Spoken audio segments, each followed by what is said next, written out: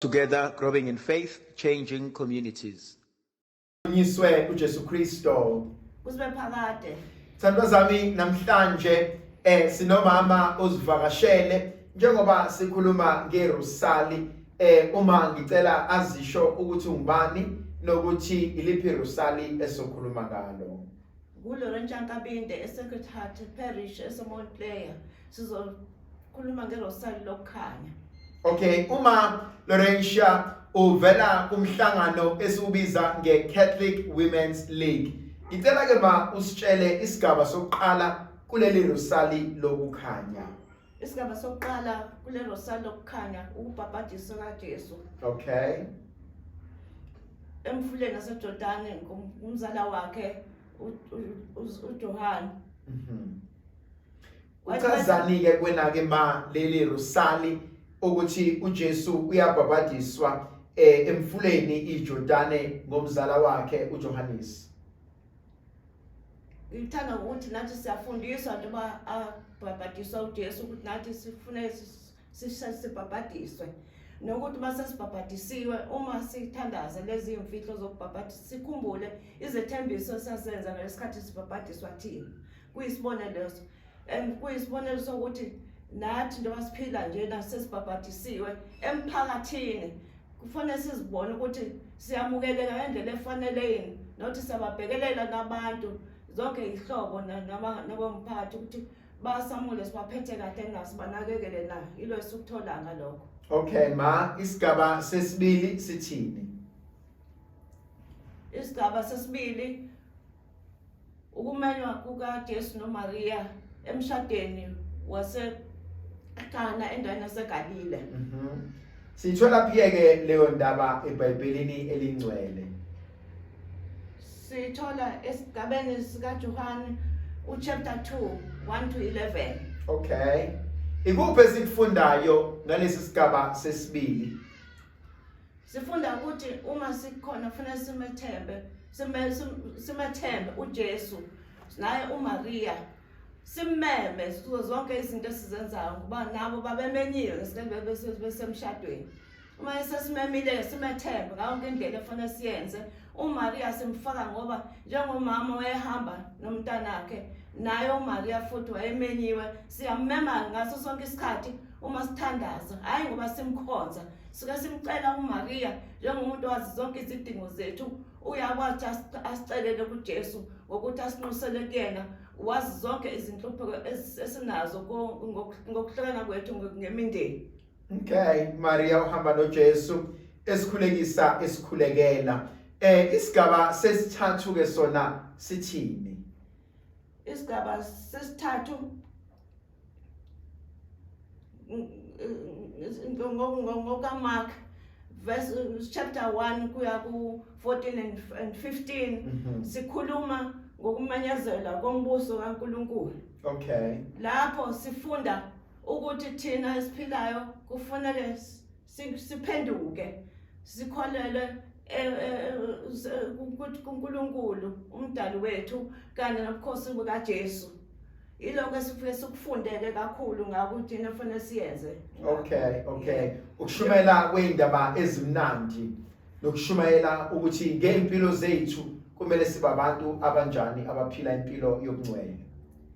ngokaMark 1 kuya ku 14 to 15 siyathola ukuthi ngesikhathi uJohane seboshiwe wafika uJesu eGalile eshumayela izwi likaNkulunkulu ukuthi asiphenduke sibuyele kuNkulunkulu ngokuba isikhathi sesigcwalisekile ngokaNkulunkulu kufanele manje sikholweni sonke simethembe ngaso sonke isikhathi sokuhamba kwethu.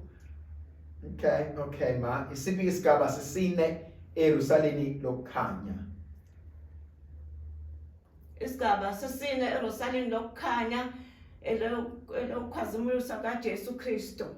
Okay. Ngesikhathi ekhazimuliswa uJesu Kristo kwafika ukuthi waphenduka esinye isigaba isigaba ubuso bakhe baba yenye kwaba yenye into nezingubo zakhe futhi zashintsha zabamhlophe zacobezela kuthi kusenjalo futhi kwase kufika amadoda amabili uMose kanye noElijah abakhuluma nayo ngenkazimulo sathola ukuthi bathi uJesu kufanele umthatha abuyele eJerusalem azoqedela umsebenzi wakhe owayewuzele lana emhlabeni. Sasibona ke lokukhombisa ukuthi izinsuku zakhe zasemhlabeni seziyaphela kufanele enze umsebenzi wakhe owayewuzele lana. Okay. Then isigaba sokugcina kuleli zerosali lokukhanya sithini? Esokugcina sokumisa kwesakramenti elingcwele eqwe. Okay. Ngetha isigaba sesine somgama elingcwele eqwe kuyasathola ukuthi kwamiswa isakramenti ngesikhathi uJesu sezovalelisa kubazali bakhe ukuze emhlabeni walokho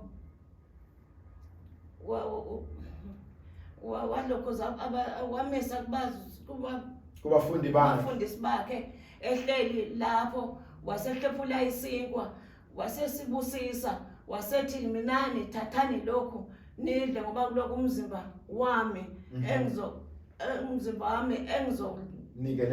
engizongenelela ngawo mina kinina. Wasebethatha futhi negazi walibusisa wathi thathani lokhu niphuze ngoba kuyigazi lami elizonhlambulwa ngalo emhlabeni.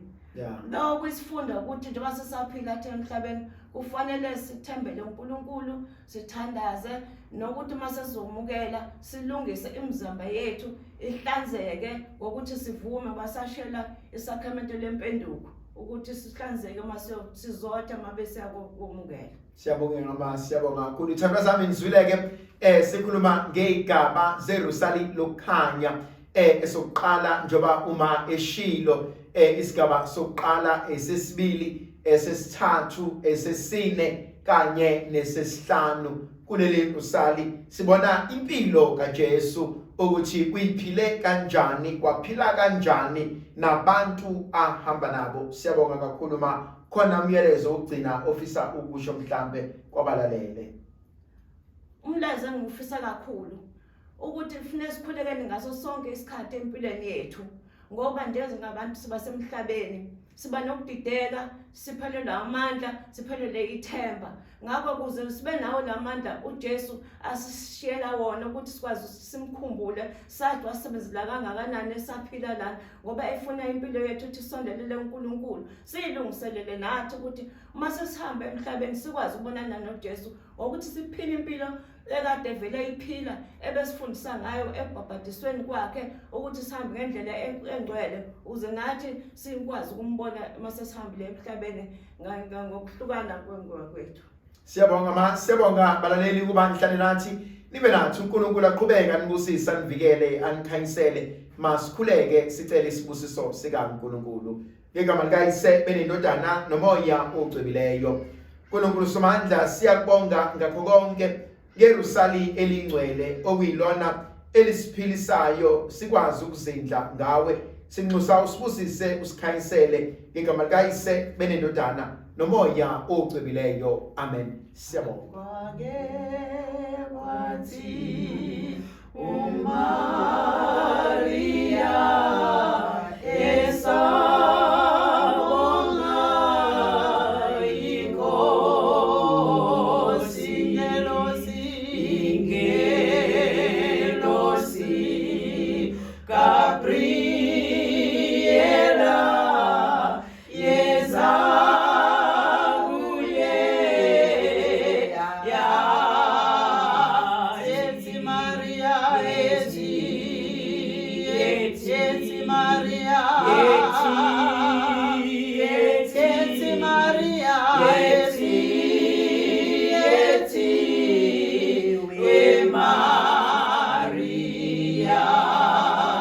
Together, growing in faith, changing communities.